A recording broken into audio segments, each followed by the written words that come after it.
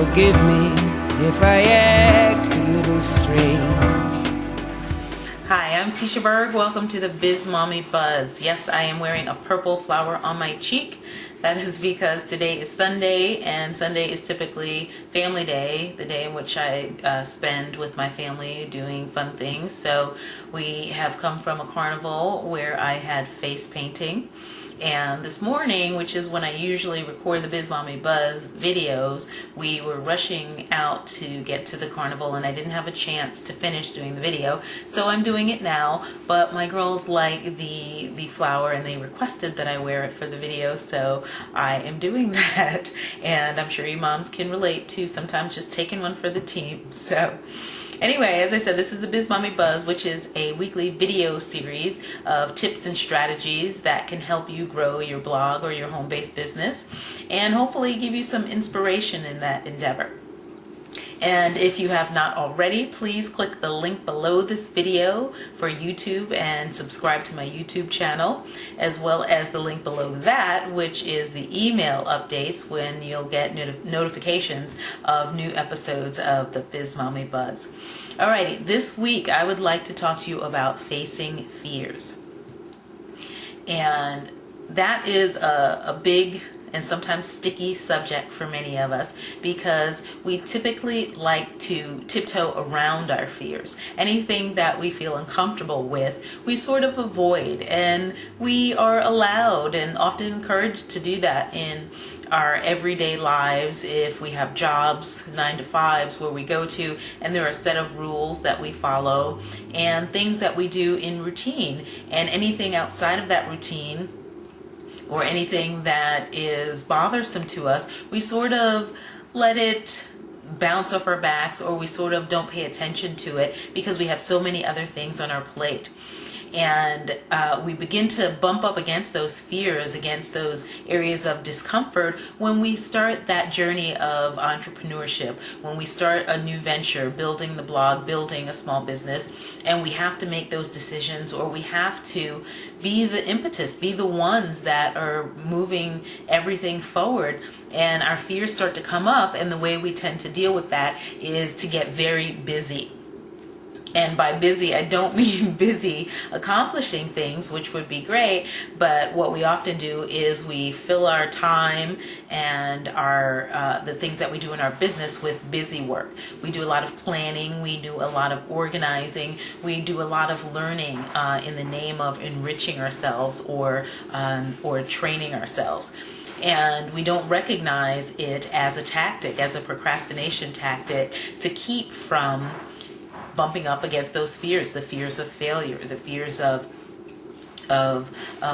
appearing as if we don't know a certain thing. So what I'd like to suggest to you, I have 3 tips that will hopefully help you address the issue of fear around failure, fear around the things that stop you in your tracks from moving forward. Because I tell you what, something that's even scarier than facing your fears, in my opinion, is coming up against those same fears after years and years of spinning your wheels and doing all sorts of work, and recognizing after years and years that you're still in the same place spinning your wheels. So hopefully these tips can help get you unstuck, moving forward, so that you're not feeling overwhelmed with the lack of movement in your blog, in your business, in whatever endeavor that you are going after, in which you're coming up against some of those fears that you've held on to. Okay, so tip number 1 is recognizing that fears are part of your story. Fears are part of who you are. And there's so much talk of overcoming your fears or getting rid of your fears. And there's really no way to do that because the fear is there, it's part of you, it's part of what you've been through. And instead of trying to overcome it or delete that from your life, you don't want to delete part of you, who you are, but you want to learn strategies to work around the fear. That is certainly a lot more powerful than trying to bump heads with the fear, and we know that often when we are pushing so hard against something, it's going to just push right back even harder. So instead of doing that, instead of stubbornly bumping up against those fears, learning strategies to deal with it effectively so that we can work around the fear and move forward toward our goals. Okay, number 2 is to give voice to your feelings. A lot of times those fears that we have exist so hugely in our heads, and we feel that they're scary, but when we open up and we voice our feelings to someone else in a safe place, we recognize that they're not as scary as we thought they were.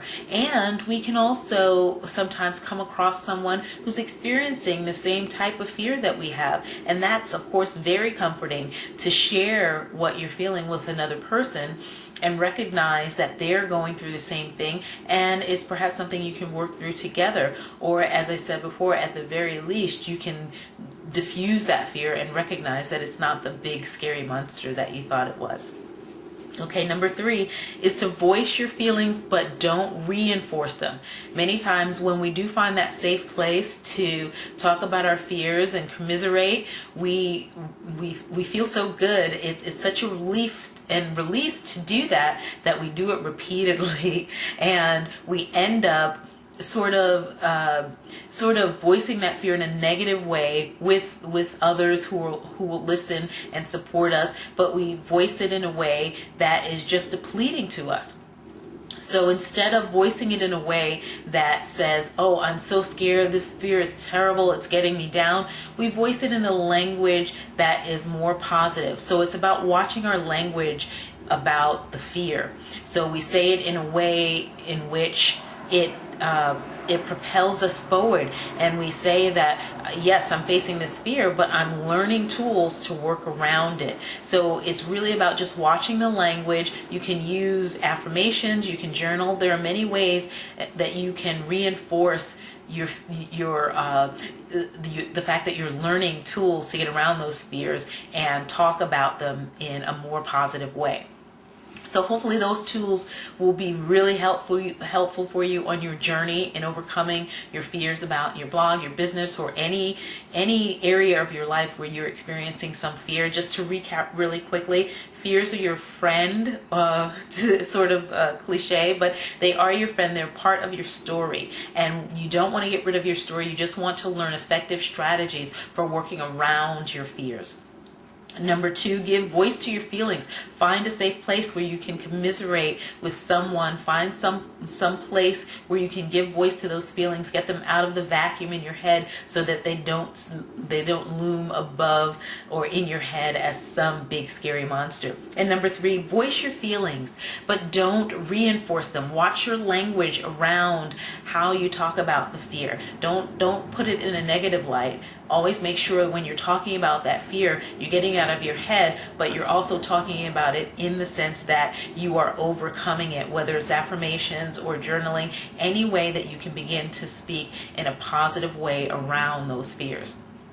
So hopefully, again, those will inspire you and help propel you forward to reach for your dreams. And again, click on the link below, the YouTube link to subscribe for the channel, my YouTube channel, as well as the email update, so you'll get notified of all of the new episodes of the Biz Mommy Buzz. Thanks for listening, and I will see you next week. Have a great week, everybody. Bye.